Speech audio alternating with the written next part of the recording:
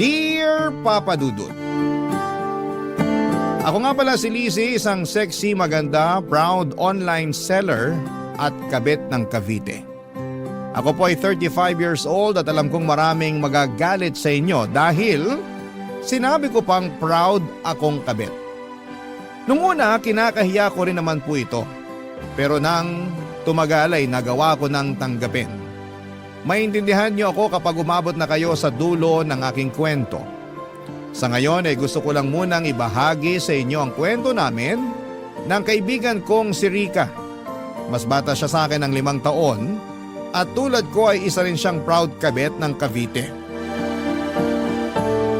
Huwag niyo rin sana siyang husgahan. Tulad ko ay meron din siyang kwentong ibabahagi sa inyo.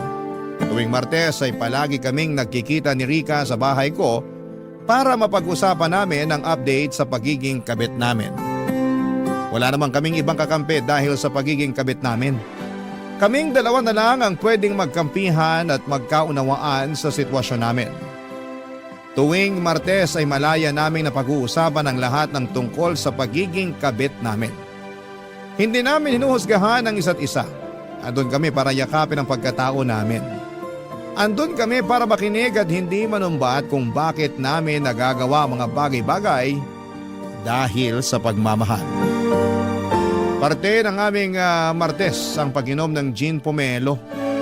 Lagi na yung nakahanda.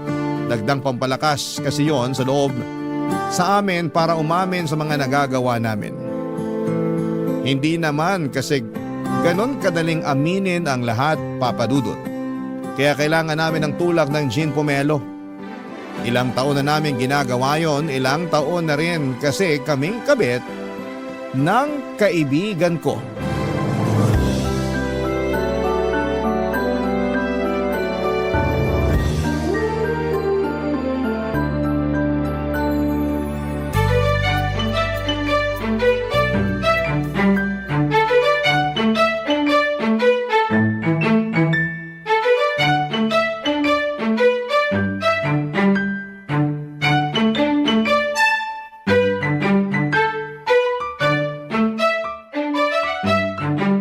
Naparami ang gawa ko ng gin pomelo Habaan natin ang usapan para maubos to.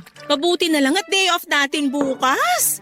Sakit dito sa ulo sigurado. Pero mas nakakasakit ng ulong ikukwento ko sa'yo ngayon. Tungkol kay Angelo yan, no? Aba, meron pa bang iba? Kaya mo dinamihan tong gin pomelo kasi alam mo nang mahaba-haba talaga ang usapan. Gets mo na yun? So anong update dyan sa kabit mo? Naging customer ko ang misis niya. Ang daming binili mga imported chocolate sa akin. Hoy, delikado yan. Hindi kaya alam na niya? Hindi rin. Chinek ko yung Facebook activities niya Naghahanap talaga siya ng mga imported chocolates para irigalo sa mga bata sa family reunion nila. Nakakatawa. Bakit kaya hindi ka nalang nirecommend diretso ni Angelo? Pinahirapan pa niya maghanap ng tsokolate yung misis niya online. Parang sinasadya nga ng tadhana na idiretso na sa akin yung misis ni Angelo. Parang may gustong patunayan sa akin. Parang gusto na akong patigilin sa pagiging kabit ko. Ang tanong, titigil ka ba? Syempre hindi. Hindi naman ako nahuli.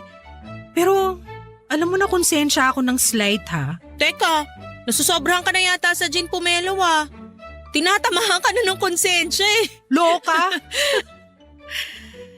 Ay, kasi naman, mabait naman pala yung asawa ni Angelo. Sobrang friendly. Sana man lang binigyan mo ng discount yung mga binili niya sa'yo para pang bawas kasalanan sa kanya. Ginawa ko na yan. Ayaw tanggapin yung discount. Alam daw niya na mahirap magnegosyo. Dinagdagan pa nga yung bayad sa akin.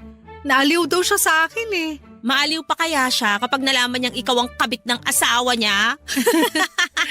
Hindi niya malalaman. Binlock ko na siya sa Facebook after niya magbayad sa akin. Para ka namang scammer niyan. Nang block after magbayad ng biktima? Hindi ko naman siya ni-scam, no? Pinadala ko pa rin yung chocolates. Dinagdagan ko pa nga Pero in-scam mo pa rin yung asawa niya. Kaya ka ng block. Ang linis mo Hoy, di ko sinasabi yan Bilang kabit na katulad mo, alam kong mansyado na rin ako. Ano naman update kay Harvey mo? Ayun, tagapayo pa rin tuwing nagkakaroon sila ng problema ng misis niya. Kabit na, love advisor pa? Sobrang swerte naman sa'yo ni Harvey. Ano ba raw yung problema na naman nila ng asawa niya? Nangangalabit daw si Harvey, panay daw ang tanggi ni Mrs. Nung umulit ng mga labit si Harvey, bigla raw siyang hinampas ng cellphone ni Mrs. Anong in-advise mo? Wala naman. Sabi ko kung kailangan niya ng makakalabit na hindi tatanggi, alam niya kung saan ang address ko. Yan ang gusto niya sa'yo eh. Very generous ka pagdating sa pangangalabit. Yun naman kasi ang role natin bilang mga kabit. Tayo ang taga-provide ng mga bagay na pinagdadamot na ng mga misis nila. Pero at the end of the day, doon pa rin naman sila umuwi. Yung mga asawa pa rin ang pinipili. At tayo, saka lang tayo pipiliin kapag wala na silang peace of mind dun sa mga misis nila. Pero aalis din sa atin kapag nagkaayos na sila. Dapat may sweldo tayong mga kabit. Hindi kaya biro maging kabit. Dapat may benefits din at 13th month pay. Kaso wala eh. Puro pagpapaasa lang at sama ng loob ang ibinibigay sa atin. Kahit hindi A15 at katapusan. Nag-cheers pa kaming muli sa iniinom naming gin pomelo. Pagtapos lang yon ng usapan namin at pagdadrama. Kapag umabot na kasi kami sa punto na naaawa na kami sa mga sarili namin bilang mga kabetay, saka namin yon ititigil sa pamamagitan ng pag-cheers. Pagkatapos noon ay may pag-uusapan na naman kaming iba. At kapag nararamdaman namin kulang pa at kailangan naming ituloy ang usapan tungkol sa mga kabit namin, saka kami magsasaling muli ng gin pomelo. At saka isa sa amin ang magbubukas ng topic sa mga kabit namin. Papadudot ganon ang naging cycle namin tuwing Martes. Sa loob ng ilang taon naming pagiging kabit papadudot, kasangga namin ni Rika ang isa't isa sa lahat ng bagay. Kami talaga ang magkakampi. Kami lang ang nagkakaintindihan. Nakilala ko at naging kaibigan si Rika noong nagtrabaho ako sa opisina nila. Nag-resign din naman ako dahil hindi ako yung tipo na gustong manatili sa loob ng opisina for more than 8 hours. Gusto ko ay hawak ko ang oras ko. Gusto ko ako ang boss ko. Kaya nag-resign ako at nagnegosyo na lamang. Maayos naman ang mga naging negosyo ko mula sa pagbebenta ng chocolates, beddings, mga class A na sapatos at bag. Isa rin akong agent para sa mga travel tours. Sideline ko rin ang pagbebenta ng insurance. Kontento naman ako sa tinatakbo ng career ko at nagpaka-busy ako sa mga trabaho ko para maiwasang isipin na isa lamang akong kabit. Kumbaga, escape ko ang trabaho ko sa realidad na isa akong kabit. Takas ko rin ang araw ng Martes kung saan ay nakakasama ko si Rika. Isang Martes ay may dinala at pinakilala sa akin si Rika, si Cherry. 25 years old katrabaho ni Rika at isa ring kabit, Papa Dudut.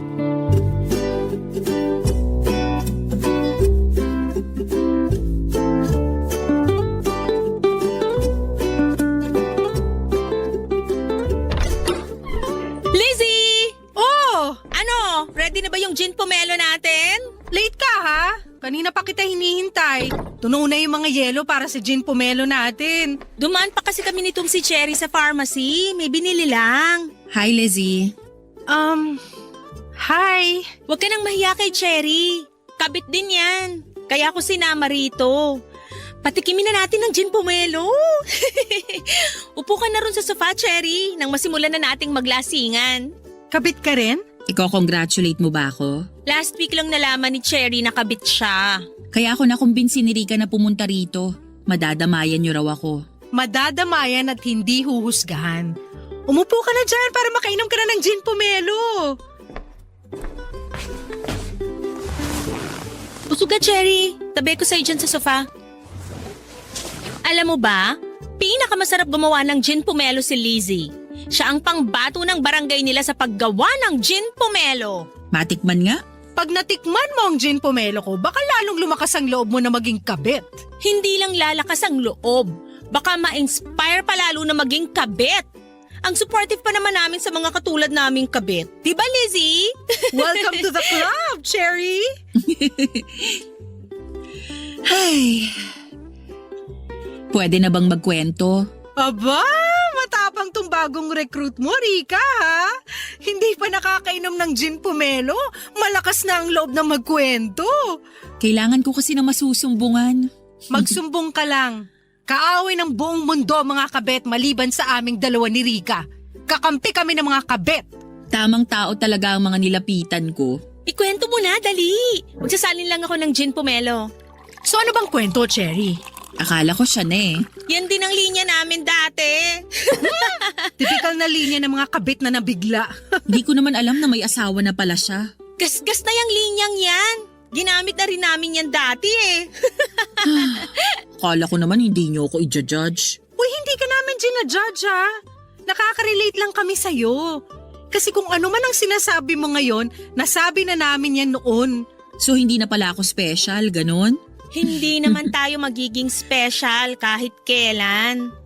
Pwede bang malaman ko anong pangalan ng kabit mo, Cherry? Saka ko nasasabihin, blind item muna siya ngayon. Nakilala ko siya sa isang group sa Facebook. Nag-offer ng tulong sa akin hanggang sa ma-fall ako sa kanya. Facebook? Hindi mo man lang in-stalk bago ka kinilig sa kanya? Inistalk ko. Wala naman ako nakita. Walang nakita? O may ayaw ka lang makita? Nasa na ba yung gin pomelo na binibida nyo?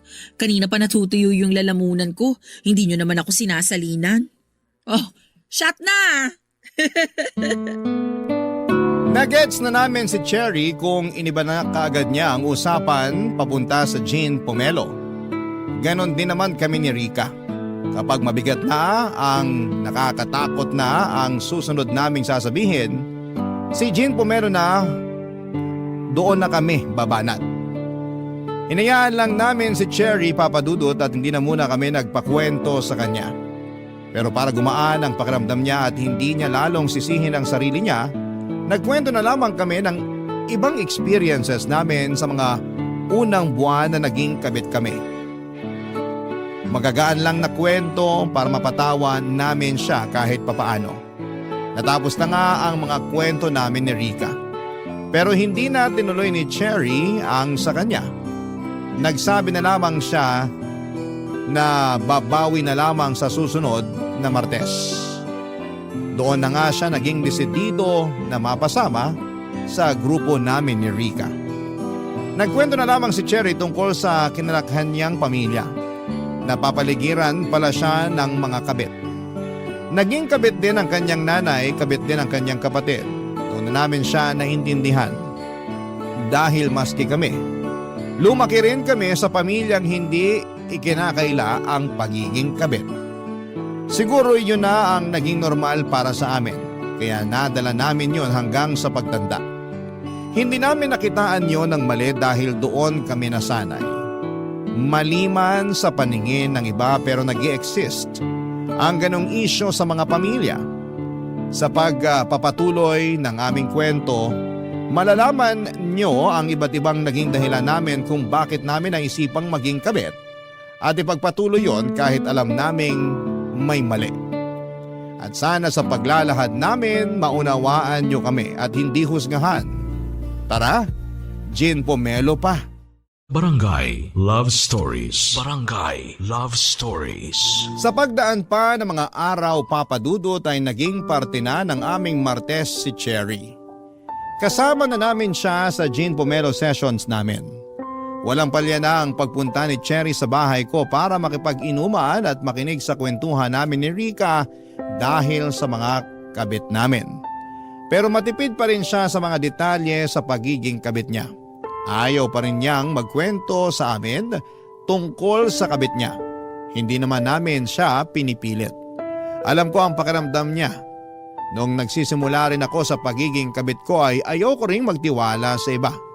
Ayaw kong subukang maghanap ng mga taong uunawa kung bakit yon ang landas na pinili ko. Hanggang sa dumating si Rika sa buhay ko. Pinakita niya sa akin na kahit kabit ako ay hindi naman ako sobrang samang tao. Yon ang balak naming ipaunawa kay Cherry. Na kahit kabit siya ay merong makikinig at uunawa sa kanya. Hindi siya aawayin at hindi siya huhusgahan.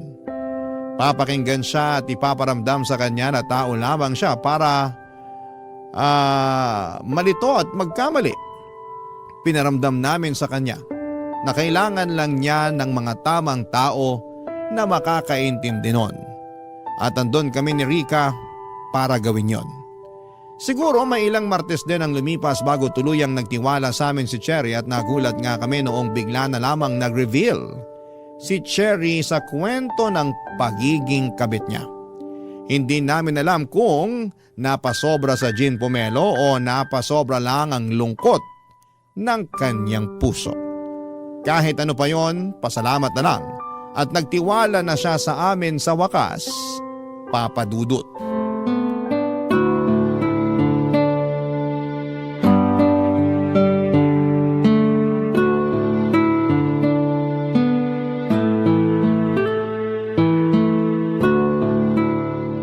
Kanina tumawag sa akin si Angelo.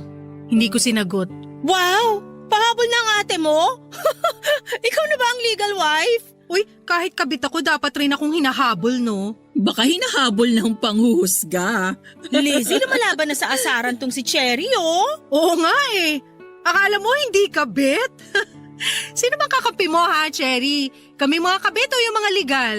Eh di syempre kayo. I mean, tayo. Kabit din pala ako. Sorry, ang bilis kong makalimot.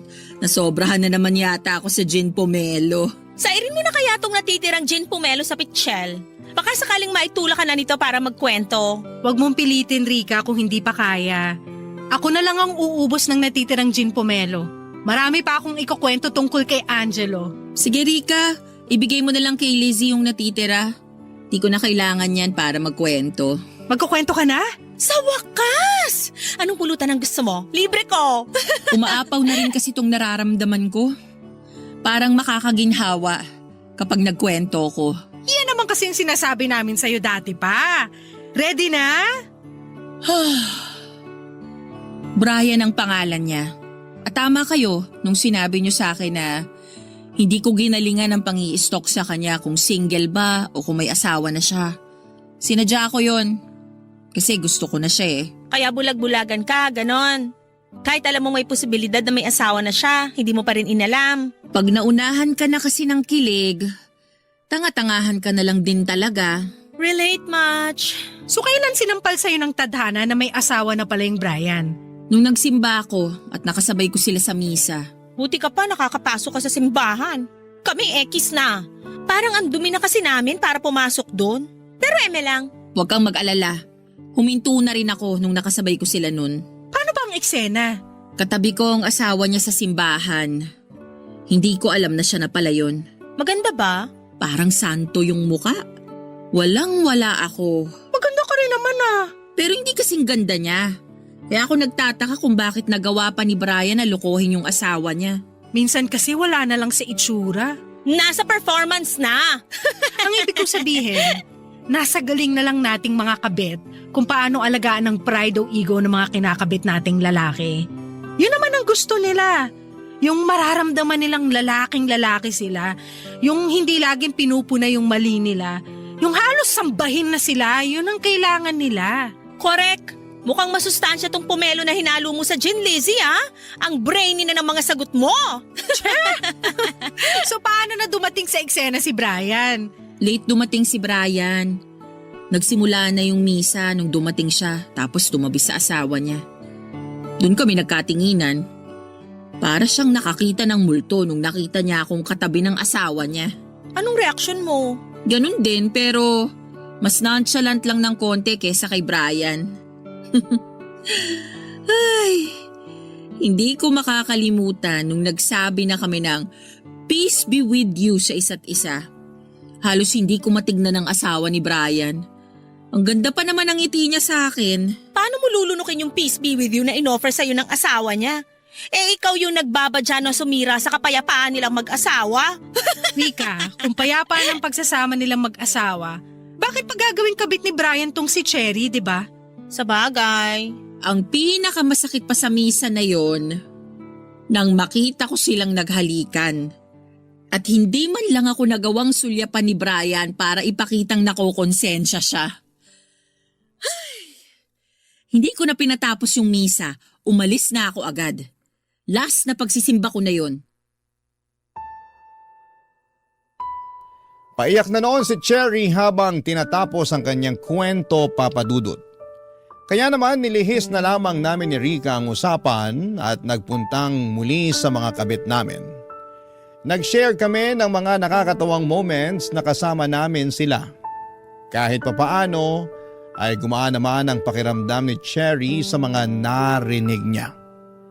Nakalimutan niyang saglit ang kabit niyang si Brian. Nakaramdam ako ng awa para kay Cherry. Yun ang unang beses na naging kabit siya at ang bilis lang din niyang nahuli. Kaya alam kong mahirap yon para sa kanya. Dagdag pa niya, tinawagan pa nga siya ni Brian pagkatapos ng misa. Sinubukang magpaliwanag. Hindi malakinggan ni Cherry ang paliwanag ni Brian dahil nasasaktan siya. Pero hindi niya iniwan si Brian, pinagpatuloy niya. Gusto na lang daw magpanggap ni Cherry na kunwari ay wala siyang nalaman. Pinagpatuloy nila ang namamagitan sa kanilang dalawa, Papa Dudut. Naging mas lalong maingat ang pagtatagpo nila. Madalas sa malayo sila nagkikita, namamasahe pa ng malaki si Cherry para lamang makasama itong si Brian. Nainis na lamang kami ni Rica sa mga nalaman namin dahil dapat ang gumagastos noon ay si Brian at hindi si Cherry. Dahil higit kanino man, si Brian ang mas nakikinabang sa namamagitan sa kanilang dalawa. Pero wala namang kaso yon para kay Cherry, basta ang importante ay hindi sila mahuli. Kaya lang mukhang hindi umaayon ang tadhana sa kanila, Papa Dudut. Mukhang hindi sila habang buhay na makakapagtago sa sitwasyon nila. Isang Martes ng gabi, nagkwento na naman si Cherry at nalaman naming nakakatunog na ang asawa ni Brian. Kami na ang kinabahan para kay Cherry dahil sa mga nangyayari, Papa Dudut.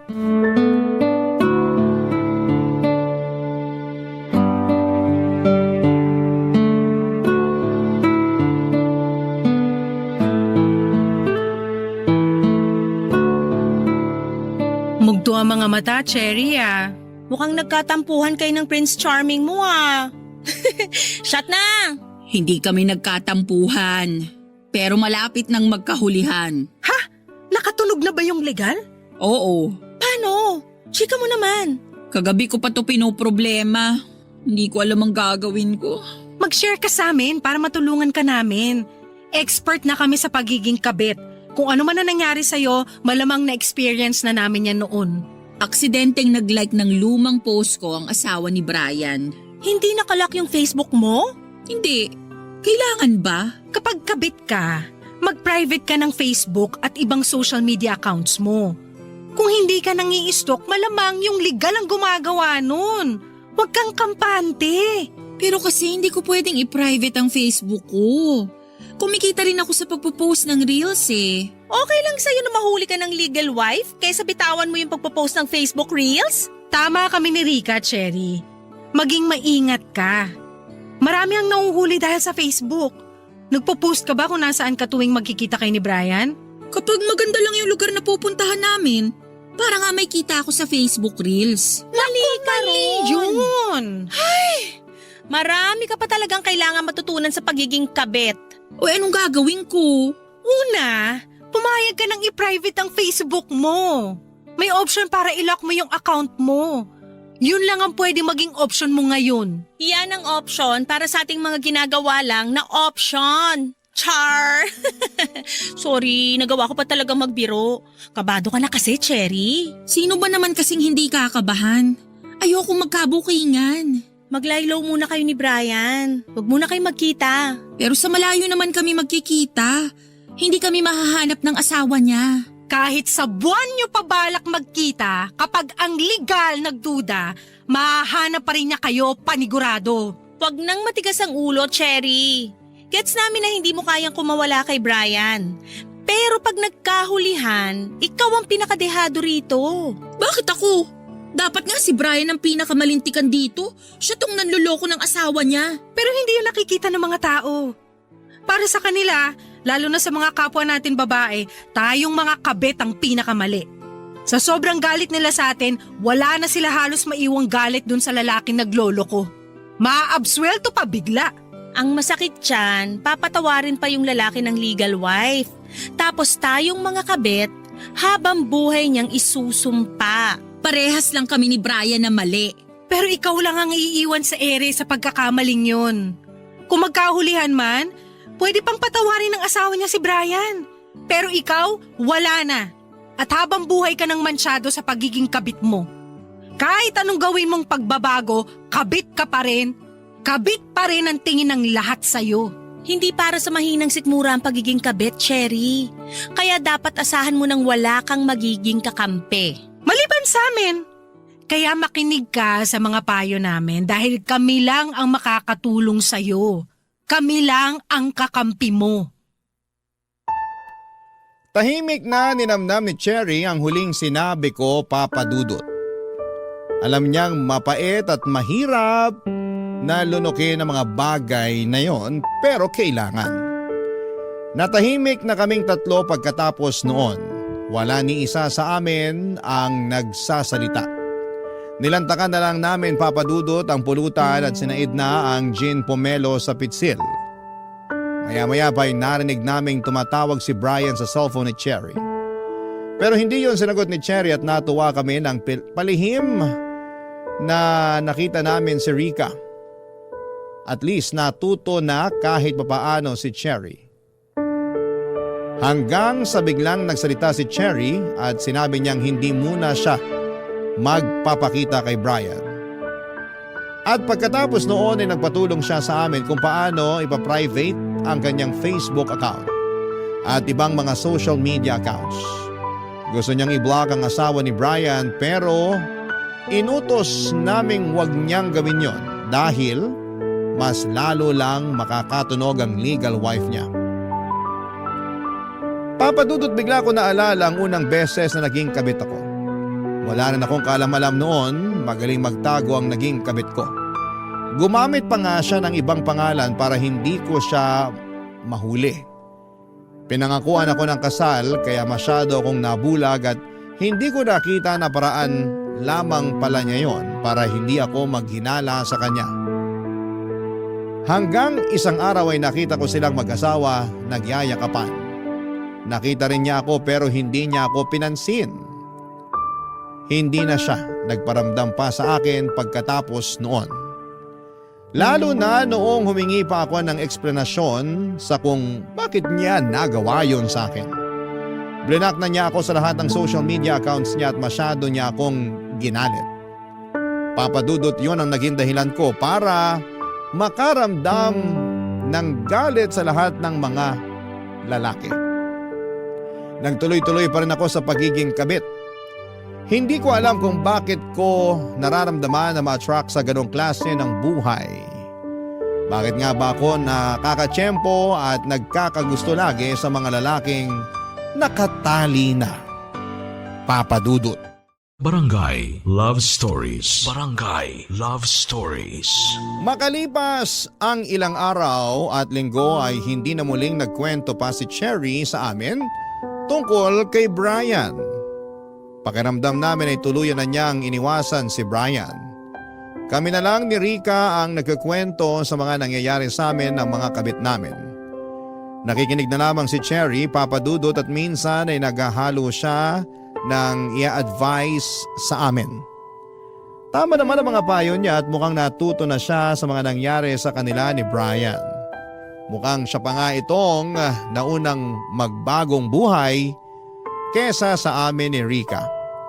Pakiramdam namin ay graduate na siya sa pagiging number 2. Sana all na lang talaga ang nasabi namin ni Rika.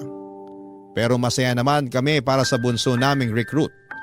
At least, hindi siya nalubog sa pagiging kabit tulad namin ni Rika na ilang taon nang umaasang kami ang pipiliin ng mga kinakabit namin. Pero wala namang nangyayaring ganon. Ilusyon lang namin yon. Papadudot nagbalik sa normal ang lahat, payapa nang muli ang lahat. Wala nang nakakaramdam ng takot sa amin kung may legal wife bang nakakatunog na kinakabit namin ang mga asawa nila. Na-enjoy na namin ng todo ang gin pomelo sessions namin. Na-enjoy namin magkakasama ang araw ng Martes. Hanggang isang Lunes ay tumawag sa amin si Cherry, Papa Dudut. Baka raw pwedeng mag-gin pomelo session na kami kahit na hindi pa Martes. Ayaw namin ni Rica dahil tradisyon na nga ang Martes at hindi yun pwedeng ilipat ng Lunes. Kaya lang ay sinabi niyang hindi na raw makakapaghintay ang ibabalita niya sa amin, Papa Dudut. Kaya naman pumayag na kaming agahan ang gin pomelo session namin. Pinakaunang nakarating ng bahay ko si Cherry, mukhang atat na siyang sabihin ang nangyari sa kanya. Sumunod namang dumating si Rica at hinanda ko na ang gin pomelo nang makumpleto na kaming tatlo, Papa Dudut.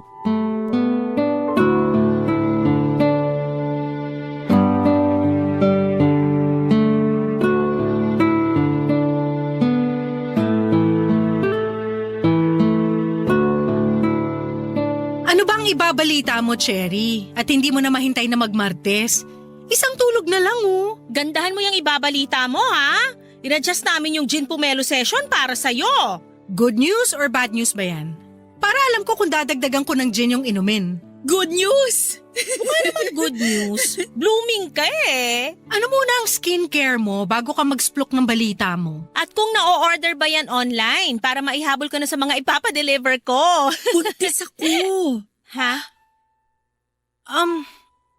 Hindi ko alam kung anong sasabihin. Congrats? Ano ba? Sabi ko nga sa inyo, good news to. Sinong ama? Siyempre si Brian. Meron pa bang iba? Alam niyo namang loyal ako sa kanya. Pero siya loyal ba sa'yo at sa asawa niya? Sinisira niyo naman ang good news ko eh. Eh di na kasi good news yan sa amin. Hindi ka na makakainom ng gin pomelo. Kailangan ka naming ipagtimpla ng pomelo juice na plain. At mukhang hindi talaga good news yan dahil alam mong may asawa si Brian.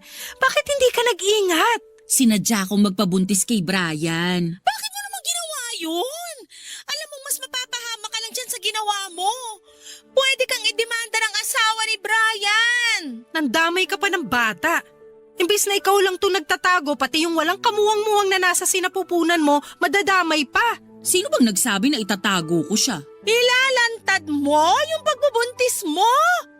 Bakit kaya hindi ka nalang magkusang pumunta sa presinto para magpakulong? Walang ganyang ganap na mangyayari. Cherry, kabit ka! Hindi na ako magiging kabit. Kumalma kayo. Anong ibig mong sabihin? Ako na ang pinili ni Brian. Paano? Iiwan na niya yung asawa niya para sa'yo? Oo, at pinangakuan niya akong pakakasalan. At naniwala ka? Bakit naman hindi? Ramdam kong saya niya nung sinabi ko sa kanya na buntis na ako. Madali lang pekein ng saya. Lalo na sa mga manlolokong kagaya ni Brian. Hindi man luloko si Brian. Bulag-bulagan na naman, girl! Ginawa ka niyang kabit! May asawa siya! Hindi pa ba panloloko yun? Akala ko ba walang manghuhusga kapag may gin pomelo session? Sorry ka, Lunes ngayon kaya hindi counted to. I-judge ka namin lalo na at may sanggol ng involved. Ang gusto lang naman naming sabihin… Huwag na kayong magsalita kung i-judge nyo lang ako. Parehas lang naman kayong mga kabit, kaya huwag kayong magmalinis. Ang kinaibahan ko lang sa inyo, pinili ako. At kayo, hindi. Parang nanapak ang huling sinabi ni Cherry, Papa Dudut. Pagkatapos noon ay nagmadali na siyang umalis at binalibag pa ang pinto ko. Pinagbigyan na lang namin dahil baka nga nadadala lamang siya ng emosyon. Lalo't kalat na ang hormones niya dala ng ipinagbubuntis nito. Natahimik na nga lang kami pareho ni Rica pagkatapos noon. Hindi na namin tinuloy ang pag-inom ng gin pomelo at nilagay na lamang namin yon sa ref at saka nagpainit na lamang ako ng kanin. Yung pulutan namin, inulam na lang namin, nagtagal pa saglit si Rica sa bahay. Hindi na namin pinag-usapan pang muli si Cherry at nanood kami ng pelikula at natsyempo para tungkol sa mga kabit ang napili namin. Alas 12 na ng hating gabi nang umalis si Rica sa bahay. Hanggang sa pag-uwi niya ay hindi na namin napag-usapan ang mga nangyari. Kinabukasan ay wala pa ring paramdam si Cherry sa amin, Papa Dudut. Alam naming sumama ang loob niya dahil hindi namin siya nagawang kampihan. Naiintindihan namin siya. Pero sana ay naiintindihan din niya ang punto namin. Sa pagsapit nga ng Martes, kahit kaming dalawa na lamang ni Rica ay tinuloy pa rin namin ang gin pomelo session namin. Kahit wala si Cherry ay ayos lang. Kami naman ni Rica ang nagsimula noon. Maagang pumunta si Rica, nagluto kami ng pulutan at nagkakatawanan pa kaming dalawa habang nagkikwento kami sa isa't isa ng mga update sa mga kabit namin. Pagkatapos naming magluto ng pulutan ay nagtungo na kami sa sala para magsimula ng uminom. Gumawa kami ng bagong gin pomelo at nilabas pa rin namin yung tinimpla ko noong Lunes na hindi namin nainom dahil naunahan ng pagdadrama ni Cherry. Pagkatapos noon, Papa Dudut ay nag-back to normal na kami ni Rica.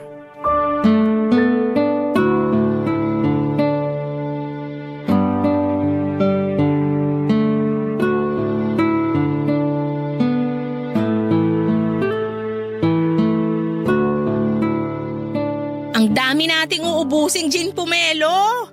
Hangover malala bukas. Wala tayong choice. Ubusin natin tong hindi natin nainom kagabi tapos itong bagong gawa ko na rin. Huwag na nating inumin yung kahapon. Ipainom mo na lang sa lababo. Sayang naman kasi. Alam mo namang ayoko nang nag-aaksaya ng grasya. O sige, salinan mo na ako para maubos na. May bisita ka ba, Rica? Bakit may kumakatok? Bahay mo to. Bakit ako tinatanong mo? Teka, at pagbubuksan ko.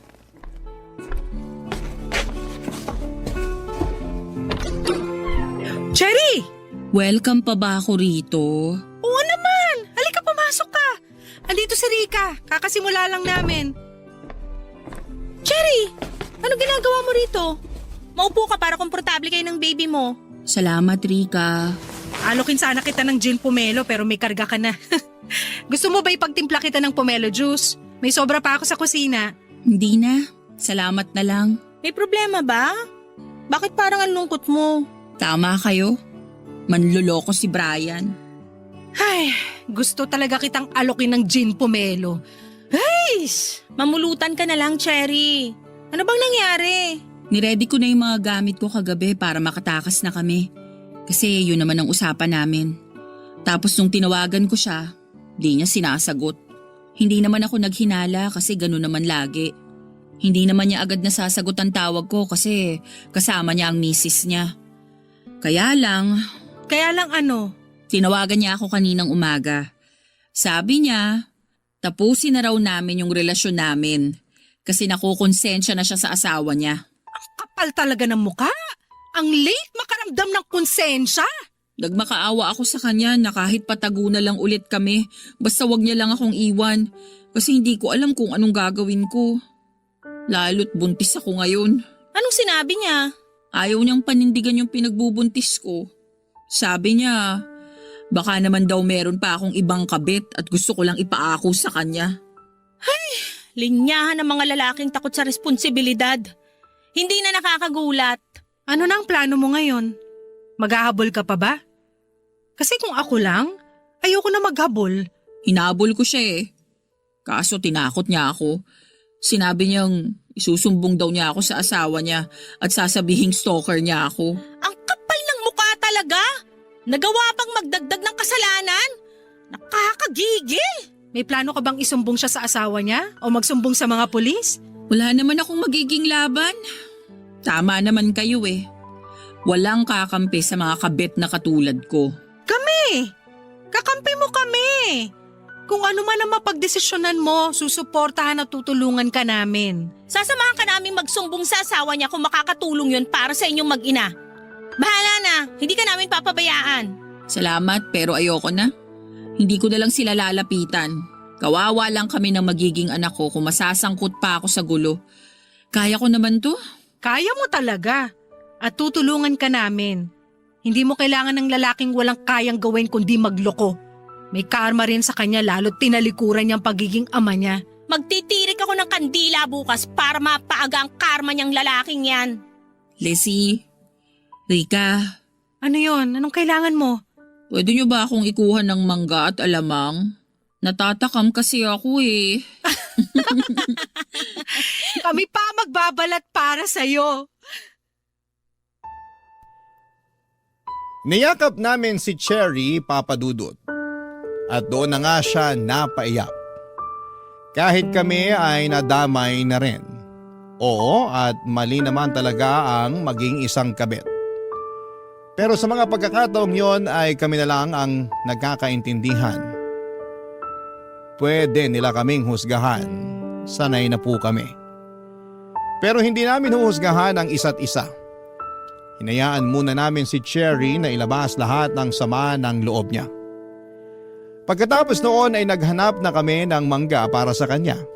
Kung saan-saan kami umabot para lamang makahanap ng mangga sa ganong oras. Nakahanap naman po kami. Sinabayan namin siyang kumain ng mangga at nakahinga naman kami kahit papaano ng maluwag. Ganon din si Cherry sa mga nangyari sa kanya. Lalo na noong paulit-ulit naming pinangako sa kanya na tutulong kami sa magiging anak niya. Pinag-usapan na nga namin kung ano ang magiging pangalan ng magiging anak niya. Sa ngayon, Papa Dudut, sinisikap naming damayan si Cherry sa pagbubuntis niya. At dahil nga sa nangyari kay Cherry ay pinili naming tapusin na rin ang pagiging mga kabit namin. Mahirap man pero ginawa po namin.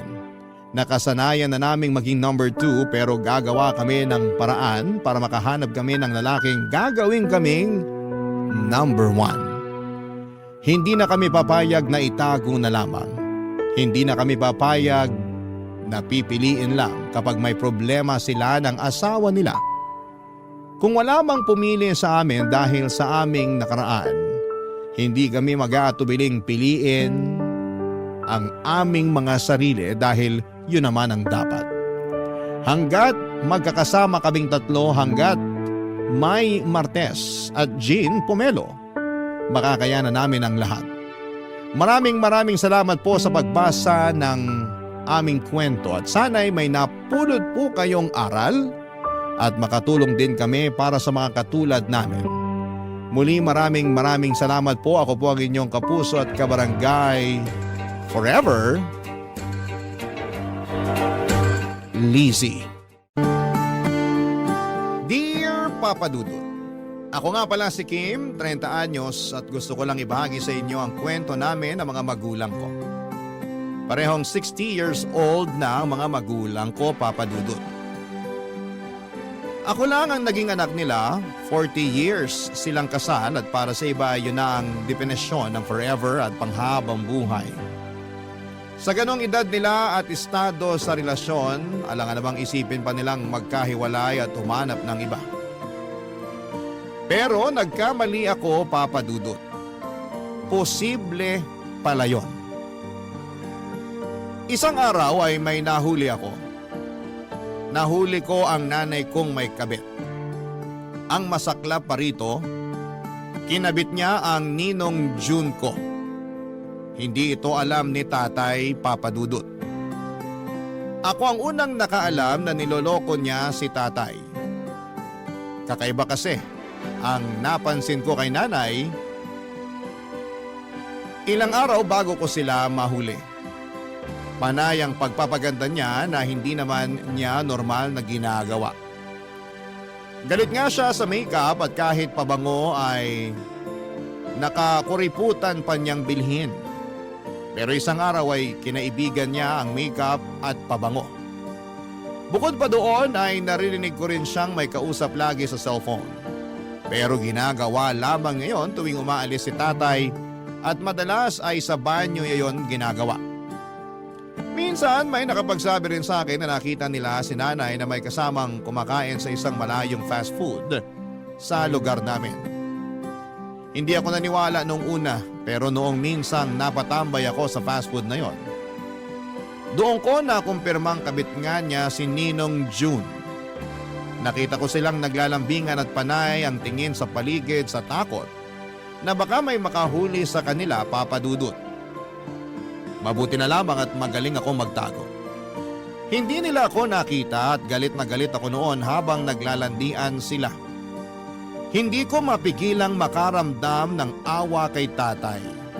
Kaya naman pag-uwi ko ng bahay, nakapagplano na ako ng gagawin, Papa Dudut.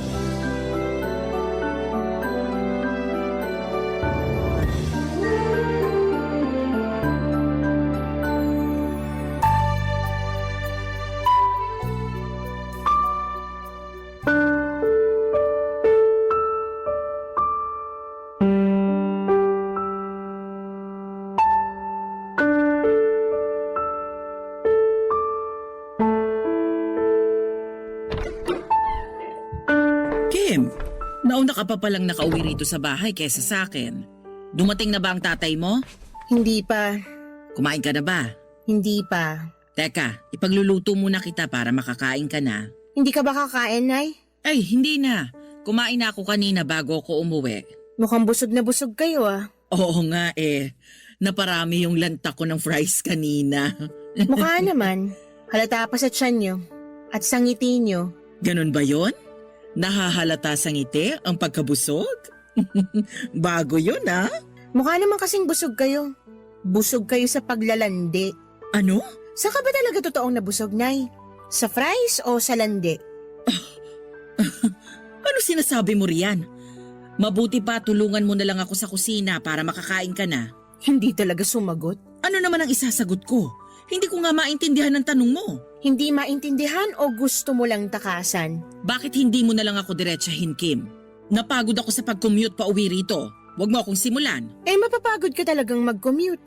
Ang layo ba naman dito ng fast food na kinainan nyo ni Ninong June kanina? Anong sabi mo? Nay, kung si tatay maluloko mo, ibahin mo ko. Alam ko nang namamagitan sa inyo ni Ninong June. Hindi ko alam ang sinasabi mo. Halika na sa kusina para... Sumagot ka, Nay! Huwag mo kong sigawan! Nanay mo ko! At anak mo ako. Kaya kailangan ko ng paliwanag kung bakit nagagawa mo kaming lokohin ni tatay. Huwag mo kong kausapin ng ganyan! Wala kang karapatan! Mas lalo kang walang karapatan para sirain ang pamilyang to.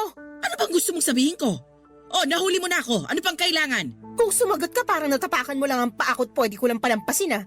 Ni walang sorry, ni walang eksplanasyon. Kahit naman ipaliwanag ko sa'yo, hindi mo pa rin maiintindihan. Talagang walang makakaintindi sa ginawa mo. Niloloko mo si tatay. Nagmahal lang ako. Dapat si tatay lang ang mahalin mo, hindi si Ninong. Hindi mo ako maiintindihan. Siguro nga hindi kita maiintindihan. Kaya mas magandang wag na lang natin tong pag-usapan. O anong gusto mong kainin? Iluluto ko. Anong gusto mo? Gusto ko na lumayas ka rito. Huwag ka nang babalik. Ano? Narinig mo ko, alam ko. Gusto kong huwag ka nang magpakita rito at kalimutan mo na kami ni tatay. Hayaan mo na kami. Hindi namin kailangan ng inang manloloko. Kailangan niyo ko ng tatay mo. Sa ginawa mo, ayaw ka na namin kailanganin. Makakaya na namin to kahit kaming dalawa lang sa mundo.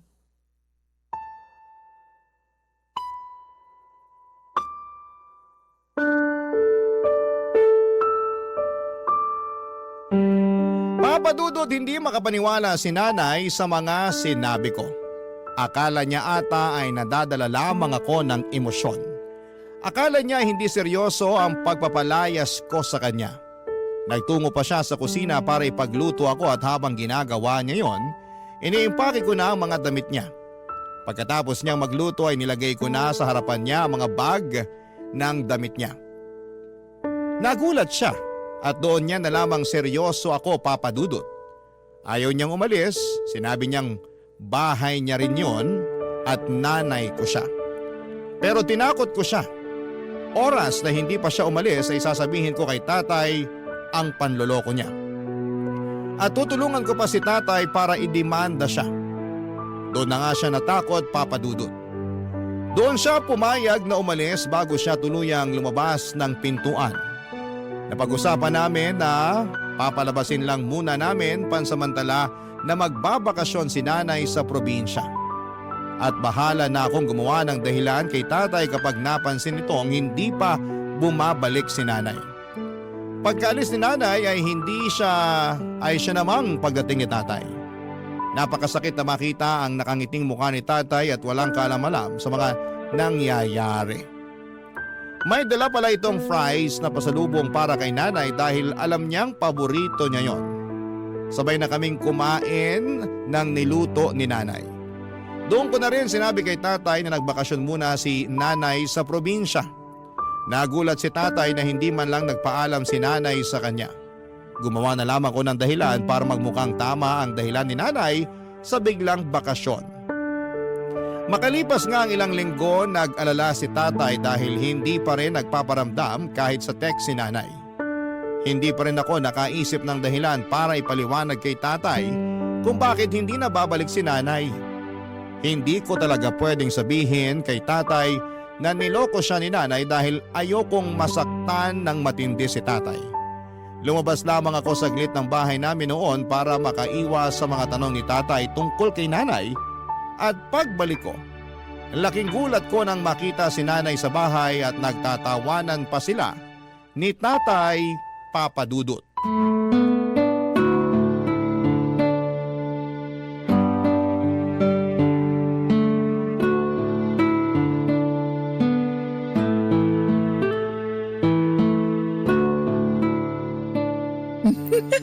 Namiss ko ang tawa mo, darling.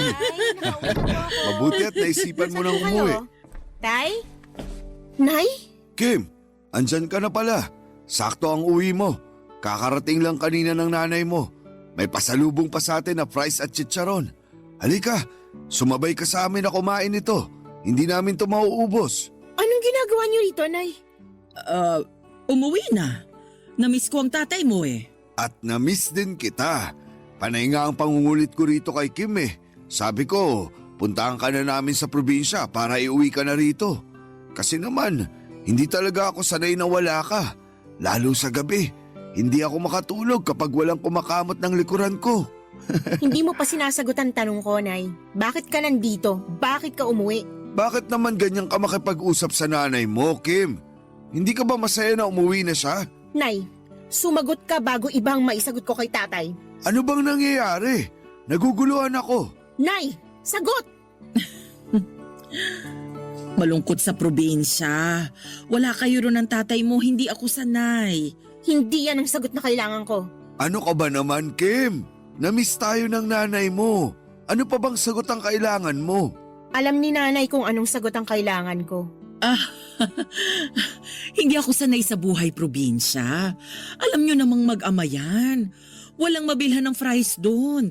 Dito sa Manila, kaliwat kanan ang nagbebenta kahit anong oras pa. Ngayong nakabalik ka na, sisiguraduhin kong mabubusog ka sa fries.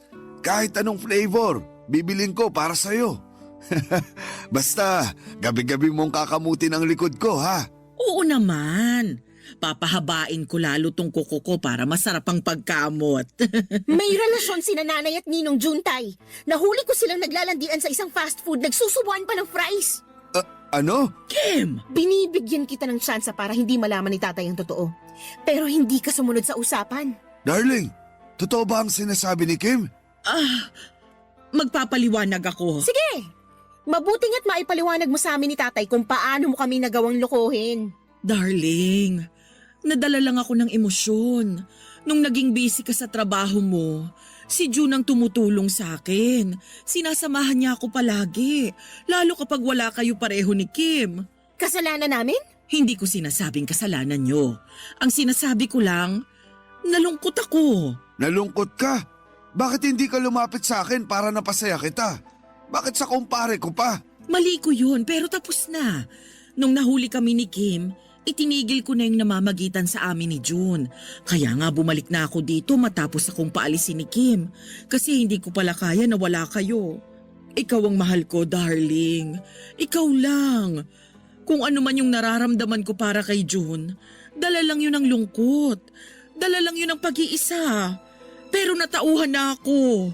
Mahal kita, darling. Mahal din kita, darling. Naipasok mo na ba lahat ng damit mo sa cabinet natin? Hindi pa naman. Mabuti naman. Pakikuha mo na ulit ang mga bag mo at umalis ka na ulit.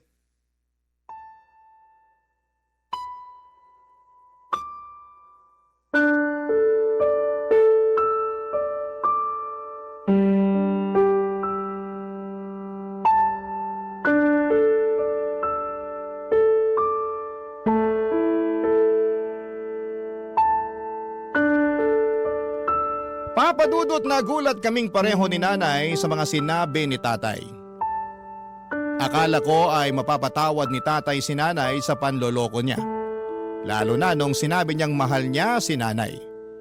Pero hindi naman pala ibig sabihin na pagmahal mo ang isang tao ay handa mo ulit siyang tanggapin sa buhay mo. Tama ang ginawa ni tatay, nagulat man ako pero sinuportahan ko ang ginawa niya. Nanatiling nakatayo si nanay noon. Hindi sigurado kung seryoso si tatay sa sinabi nito. Hindi rin siya sigurado kung lalapit siya at lalambingin si tatay para magbago ang isipan nito. Pero mariing sinabi ni tatay na ayaw na niyang makita ang pagbumuka ni nanay sa bahay namin. Aaminin kong may kurot sa puso ko ang mga nangyaring yon. Sino ba naman ang gustong makitang maghiwalay ang mga magulang niya, Papa Dudut? Nang wala nang magawa si nanay para magbago ang isipan ni tatay ay kinuha nito ang mga bag niya. At walang paalam na umalis sa bahay. Naiwan kami ni tatay at kapwa kami na hindi nagsasalita ng mga panahong yon, Papa Dudut. Nakatitig lamang kami sa fries na iniwan ni nanay. Nilapitan na yon ang langaw at hindi na rin namin binalak na galawin yon. Naunang tumayo si tatay para pumasok na sa kanyang kwarto. Hinayaan ko naman siya at mula noon ay napadalas na ang pagkukulog niya sa kwarto. Nasaktan si tatay sa mga nangyari at wala akong ibang sinisisi kundi si nanay. Mukhang malabo ko siyang mapatawad sa ginawa niyang pagsira sa pamilya namin. At sana ay hindi siya magawang patawarin ni tatay, Papa Dudut, para hindi na siya muling makabalik sa buhay namin. Barangay Love Stories. Barangay Love Stories. Hindi naging madali kay tatay ang mag-move on kay nanay. Napakasakit ng ginawa niya. Loyal si tatay kay nanay mula noon kahit may mga babaeng lumalapit kay tatay. Baliwala lang sa kanya. Ang puso kasi niya ay nakalaan lamang para kay nanay. Kaya hindi ko maintindihan si nanay kung bakit hindi niya nagawa yon para kay tatay. Hiling ko na sana'y magsisi siya noon sa ginawa niya sa tatay ko. Sobrang sakit na makitang halos wala ng gana si tatay na mabuhay.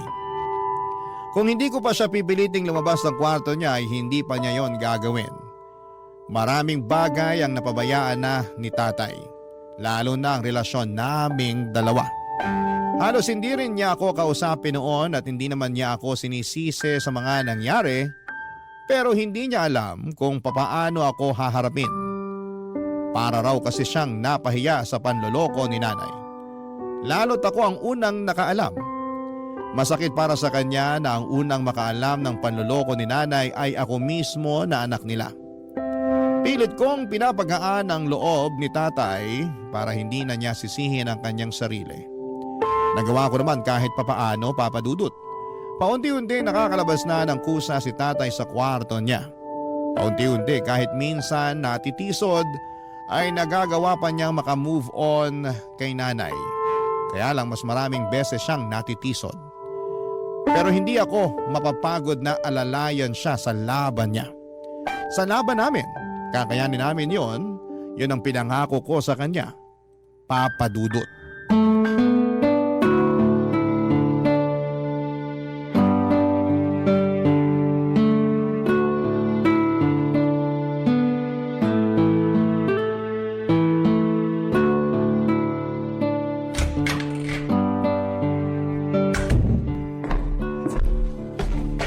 Kim, Tay, mabuti naman lumabas na kayo ng kwarto nyo. Gutom na po ba kayo? ano bang ulam? Nagluto ako ng adobo. Nilagyan ko ng maraming itlog pugo kasi paborito nyo yan, diba? Salamat anak. Ipaghahanda ko na po ba kayo? Mamayang konti. Gusto ko lang maupo muna at makaharap ka. Maupo na po kayo. Gusto nyo ba ng maiinom? Hindi na anak. Uupo lang talaga ako. Sabihin nyo lang po kung may kailangan kayo Salamat ulit anak ha. Sa lahat-lahat. Aba, parang lumabas lang yata kayo ng kwarto para mag-practice ng mala-teleserye yung pagdadrama. Hindi na rin naman magandang nakakulong sa kwarto. Parang mas malungkot pa nga ron eh. Andun halos lahat ang alaala ng nanay mo. Di ba wala naman na pong gamit si nanay doon? O may natira pa? Hayaan niyo, mamaya habang kumakain kayo liligpitin ko na para maipadala na agad sa kanya. Wala naman na ata siyang natirang gamit. Puro na lang alaala ang natira. At mas nakakalungkot yun. Ay, Tay, ayos lang po ba kayo? hindi ako ayos. Pero at least ngayon, natatanggap ko na ang sitwasyon namin ng nanay mo. Hindi ka na ba niya tinatawagan? Mula nung minura ko siya nung Sabado, hindi na siya ulit sumubok na magparamdam. Sana pala dati mo pa siya minura. Napuno na rin ako. Hindi ko na kinaya pang magpasensya. Imbis na makalimutan ko na siya at ang ginawa niya, lapit pa rin siya ng lapit. Pinapahirapan pa niya ako lalo. Lilipas din yan, Tay. Magtutulungan tayo. Sana nga bumilis na ang paglipas nito para makabalik na ako sa dati. Alam niyo kung anong magpapabilis sa pag-move on ninyo? Alak, Babae! babae at alak. Doon muna tayo sa babae. Ayoko masira ang atay niyo sa alak. Ayoko na ng babae. Sisirain naman niya ng puso ko. Grabehan namang hugot yan. Basta, ayoko niyan. Ibang solusyon na lang. Makakatulong kasi para makalimutan niyo na si nanay kung bubuksan niyo ulit ang puso niyo para sa iba. Malay niyo, may makilala kayo na mas okay kaysa kay nanay. Hindi ka ba kinikilabutan na nirereto mo ako sa iba? Bakit naman po ako kikilabutan? Gusto ko ngang mabura na sa puso mo si nanay, kaya nirereto kita sa iba. Ewan ko. Parang hindi naman ako naghahanap. Gusto ko lang ng ibang pagkakaabalahan para mawala sa isip ko ang nanay mo. Pagkaabalahan niyo ng panliligaw. Maliban dyan. Ay, paano kaya kung tumulong ako sa talyan ng Tio Austin mo? Ay, wag doon. Bakit naman? Bihira ang babaeng dumadaan doon eh. Alam mo, mabuti pa. Ipag-iinit mo na lang ako ng adobo. Ilagay mo na sa plato ko lahat ng itlog ng pugo. Ipaganda mo na rin ako ng sukang may sili at paminta. Damihan mo. Tsaka kung meron pang orange juice, baka naman pwede mo ako ipagtimpla. Damihan mo ng yelo. Ano pa yan? Kakalabas lang ng kwarto, ang dami na agad utos. Abay, gusto mo bang magkulong ulit ako sa kwarto? Pwede naman. Joke lang po, Tay. Welcome back po. Nagkatawanan pa kami saglit ni tatay bago ako tumayo para ipaghain siya ng mga gusto niya. Gumaan ang loob ko na makitang nakakabawi na si tatay. Seryoso ako nung sinabi ko sa kanya, Papa Dudut, na gusto ko na siyang manligaw ng iba. Alam kong matagal pa bago ko siya mapilit. Dahil ang lalaking sobrang nasaktan ayon sa mga nabasa ko ay matagal bago sumubok ulit. Kaya naman naiintindihan ko si tatay kung bakit ayaw pa niyang harapin ang pakikipag-date ulit. Hindi naman ganon kadaling palitan ng 40 years na relasyon. At higit sa lahat ay hindi ganon kadali na magtiwala after kang sirain ng isang taong akala mong panghabang buhay mo nang makakasama. Naiintindihan ko siya pero sana'y maisip niyang tama rin ang buksan ang mga mata at puso para sa iba. Sa pagdaan ng mga araw at linggo ay hindi na nagkukulong pa si tatay sa kwarto. Nagbalik trabaho na rin siya at tuwing day off naman niya ay nagtutungo siya sa talyer ni Tio Austin para tumulong doon at magpalipas ng oras. Yun na, Papa Dudut, ang naging routine niya. Hanggang isang araw ay tuluyan nang nakamove on si tatay. Paano ko ba nasabi? Nag-aayos na siyang muli. Ilang beses ko na siyang nahuli na pakanta-kanta pa sa harapan ng salamin. Madalas din itong nakatingin sa kanyang cellphone. Halatang may kachat. Kahit ako'y napapangiti na rin noon sa tuwing nakikita ko siyang ganon. Hindi ko muna siya kinausap tungkol sa napapansin ko. Alam kong may nagpapasaya na kay tatay. At hihintayin ko na lamang ang tamang panahon kapag komportable na siyang sabihin yon sa akin. At isang araw nangyari na yon. Malaya na niyang sinabi sa akin na malaya na ang puso niya kay nanay. May nakilala na siyang iba, Papa Dudut.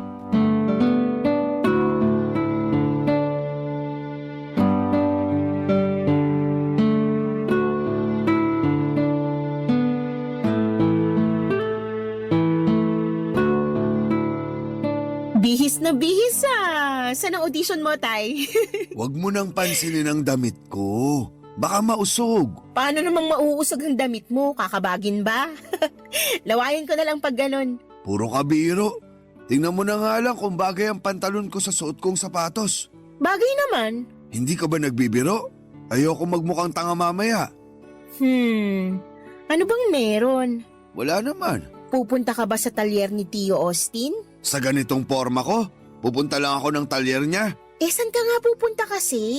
Basta. Hula ko may kadate ka. Ha, sabi na eh. Hindi ka naman magpapabango ng pagkatapang-tapang kung hindi ka pupunta sa date. Masyado bang matapang ang pabango ko? Oo eh. Hindi bagay sa sapatos mo yung amoy ng pabango mo. Magpapalit na lang ako ng damit. Wag na, maporma na yan. Kukupas din naman yung pabango mo. Sana. Sumakay ka na lang ng tricycle tapos magpaikot-ikot ka dito sa barangay natin hanggang sa maitaboy ng hangin yung pabango mo. Tapos saka mo napuntahan yung kadate mo. Huwag mo akong biruin. Importante tong date ko. Ano ba? Masyado bang masangsang ang pabango ko? Ayos lang, Tay. Diyan natin matitesting kung may second date pa kayo ng nililigawan mo. Hindi ko siya nililigawan. Bakit kayo magde-date? Kasi nobya ko na siya. Wow! Abay ako sa kasal nyo Ikaw ang flower girl. Kailan mo ba siya ipapakilala sa akin? Tsaka na siguro. Kapag kaya mo nang kontrolin yung matabil mong dila. Magpa-practice ako mamaya. Magdamag. Mukhang aabutin ka ng 1 taong practice. Wala akong tiwala na magagawa mong pakalmayin yung dila mo sa loob lang ng 1 araw. Ouch ha? Walang tiwala sa unika-iha mo? Kaya ko to. Lalo may goal ako na makilalang bagong stepmother ko. Mag-usap na lang tayo mamaya. Malilate na ako. Huwag mo na akong hintayin mamaya ha? At magagabihan ako ng uwi. May curfew ha? Hanggang 10 p.m. ka lang. Mag-update ka kundi hindi ka na makakalabas sa susunod. Yan ba ang kayang mag-practice na wag maging matabil ang dila? Wala pang 1 oras. Bagsak ka na. Kahit bukas ka na umuwi, Tay, basta mag-e-enjoy ka. Salamat, Kim. Sana mapakilala mo na siya sa akin Kailangan ko siya makilatis. Huwag nang kilatisin. Maayos siyang tao. Maniwala ka sa akin. Kung ganyan, gusto ko lang siyang makita. Kailangan ko makilala ang babaeng nagpasaya muli sa paborito kong tatay.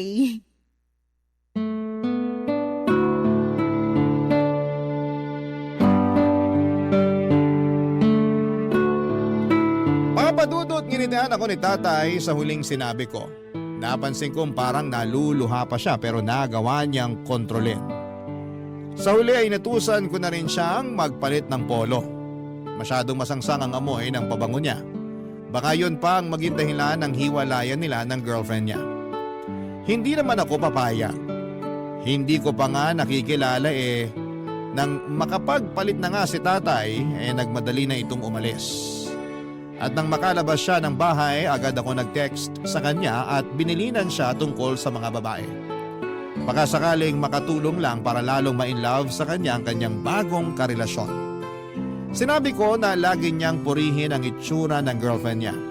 Huwag din niyang kakaligtaang makinig sa mga kwento ng girlfriend niya kahit gaano pa yon kahaba. Dapat siya rin ang magbayad sa mga date nila. Uso na nga ang equality pero iba pa rin sa pakiramdam na kayang mag-provide ng isang lalaki. Makalipas ang ilang araw dahil sa kakakulit ko kay tatay, ipinakilala na niya sa wakas ang bagong nagpapasaya sa kanya, si Tita Len. Mas bata lang si tatay sa kanya ng 5 taon.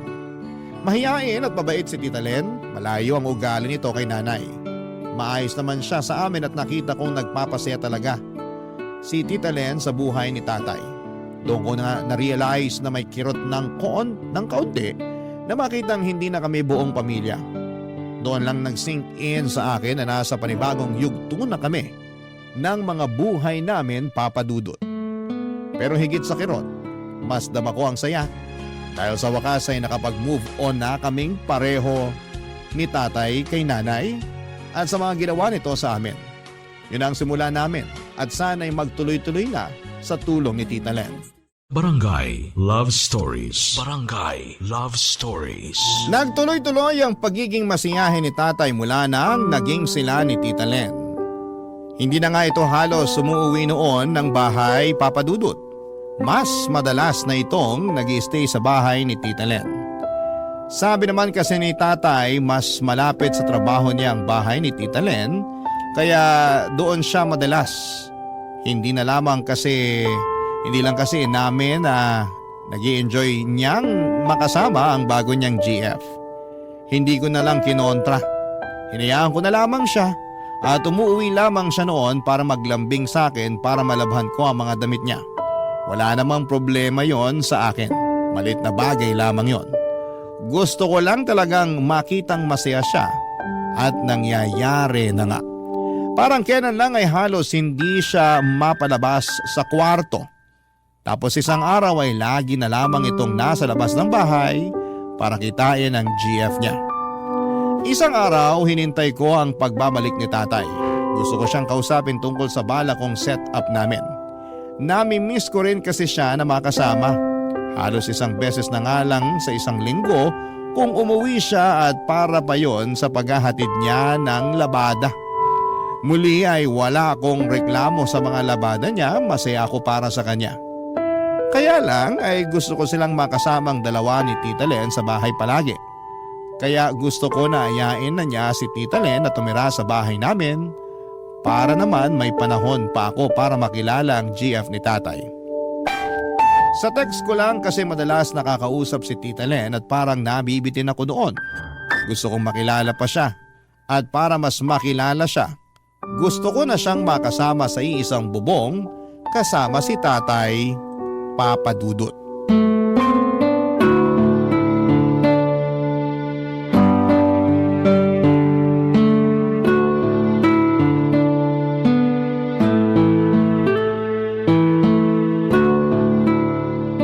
Grabe, tambak na naman ang inuwing labahin. Naparami ako ng palit.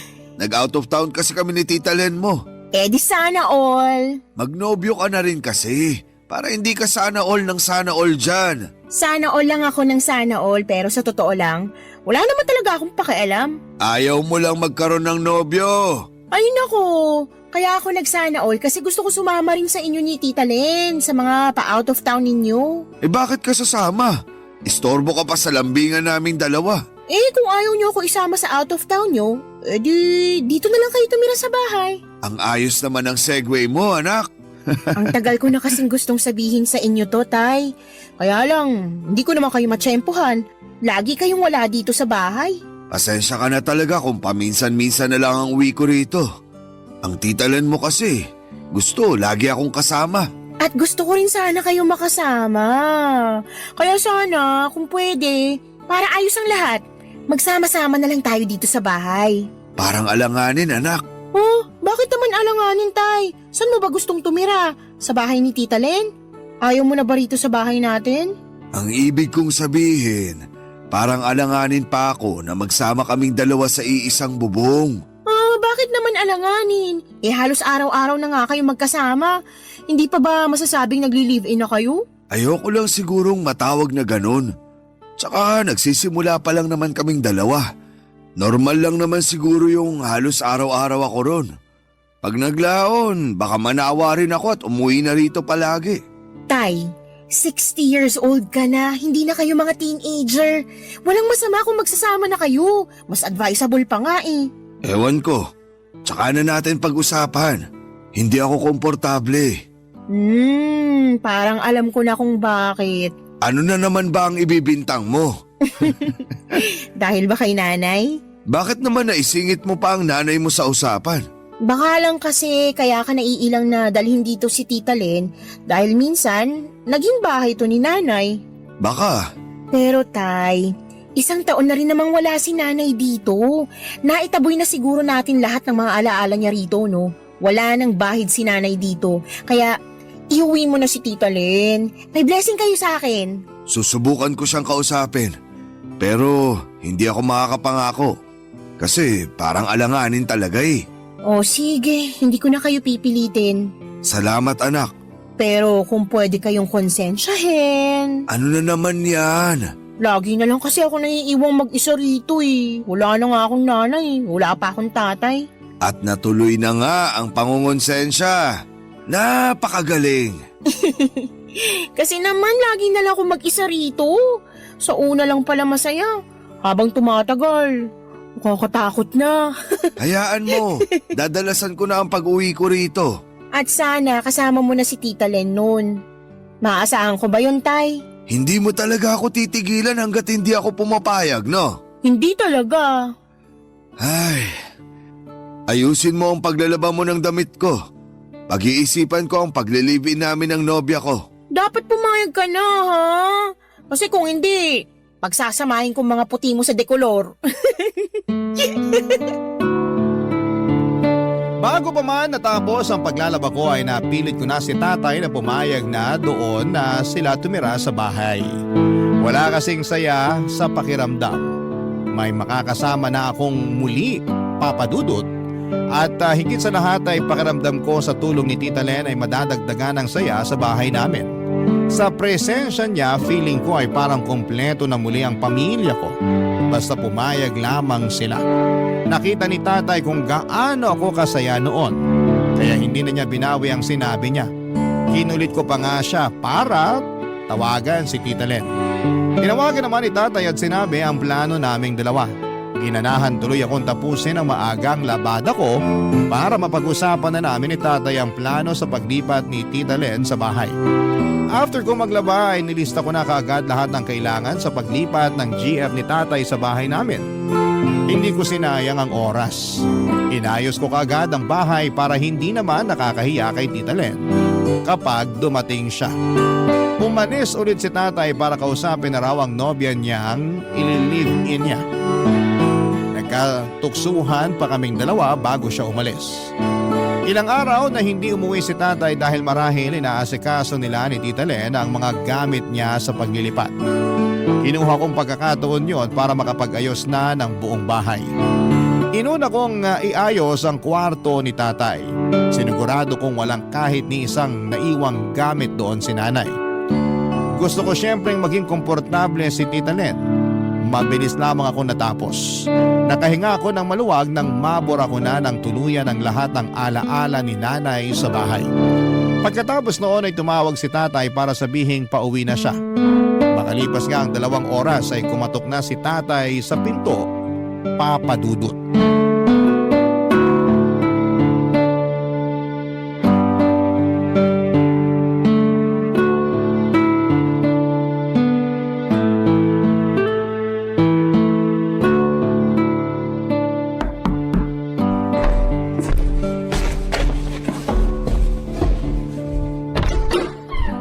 Welcome home, Tay!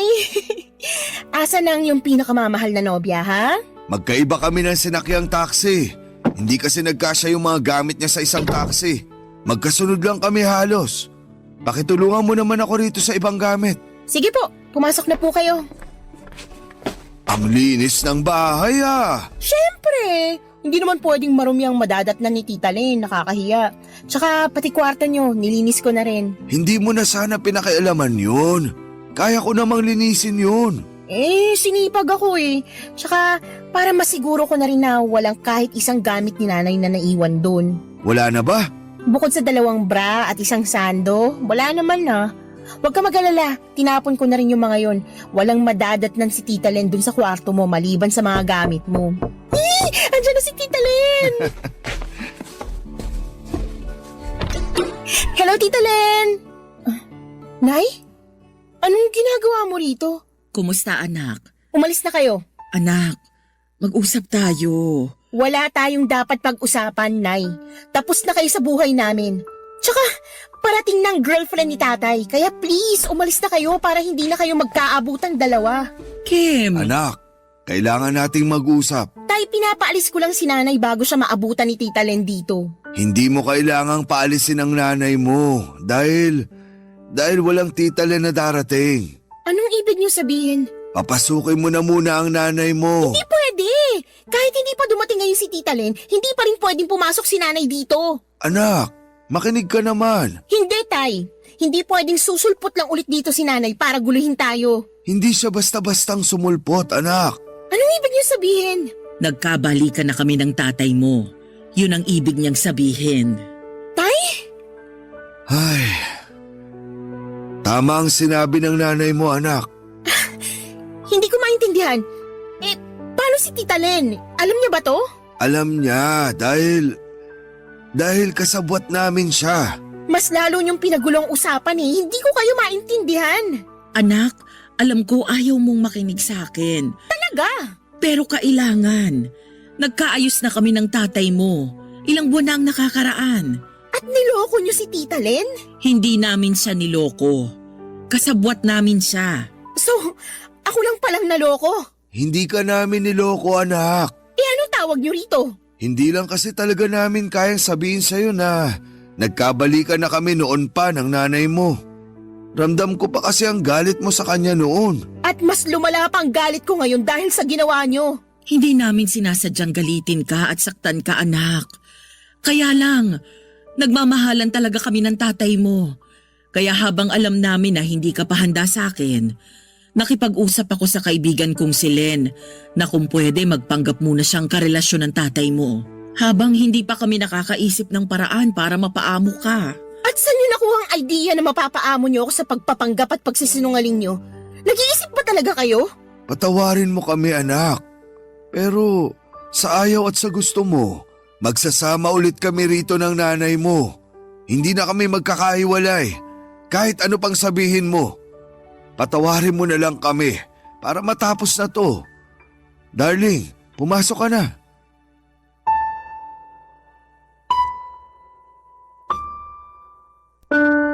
Para akong ninakawan ng lakas ng mga oras na yon, Papa Dudut. Wala ko nagawa kahit nakaharang na ako noon sa pinto para hindi makapasok si nanay. Dalawa na sila ni tatay na magkakampi. Ano pang laban ko? Tahimik ko silang pinagmasdang dalawa habang nagtutulungan sa pagpasok ng mga gamit ni nanay sa kwarto nila. Halos maiyak na ako noon sa kinakatayuan ko. Pero pinili kong tapangan ang loob ko. Ayokong makita nilang natalo nila ako. Nang tuluyang makapasok silang dalawa sa kwarto ay nagmadali naman akong lumabas ng bahay para takasan ang galit ko sa kanila. Doon ako nagsimulang umiyak, Papa Dudut. Bakit hindi nila maunawaan na napakasakit ng ginawa nila? Para akong trinaydor ng mga magulang ko. Ang sakit lang isipin, masama ang loob ko kay tatay lalo't ako pa naman ang naging kakampi niya ng mga panahong ginupo siya ng sakit sa pagtataksil ni nanay. Tapos ngayon, ako naman ang pinagtaksilan nilang dalawa. Bakit nila nagawa yon sa akin? Hindi ko maintindihan at hindi ko kayang tanggapin. Sa ngayon ay wala na akong nagawa nang bumalik si nanay sa bahay. Hindi ko sila pinapansing dalawa. Madalas akong wala sa bahay at hindi naman nila ako hinahanap. Mas lalong sumama ang loob ko sa kanila at hindi ko alam ang gagawin ko. Hirap akong magpatawad lalo't dalawa na silang nakagawa ng mali sa akin. Hindi ko pa nga magawang makalimutan ang ginawang panloloko ni nanay kay tatay tapos nadagdagan na naman sila ng bagong ikakasama ko ng loob. Ano po ba ang dapat kong gawin sa sitwasyon ko? Sana'y matulungan niyo ako, Papa Dudut, at hindi ko na rin kasi alam ang gagawin. Sana sa tulong ng number 1 ninyong programa ay malaman ko ang gagawin ko. Sana po ay makapag-desisyon na ako ng maayos sa dapat kong gawin sa aming pamilya. Maraming salamat po. Ang inyong forever kapuso at kabarangay, Kim.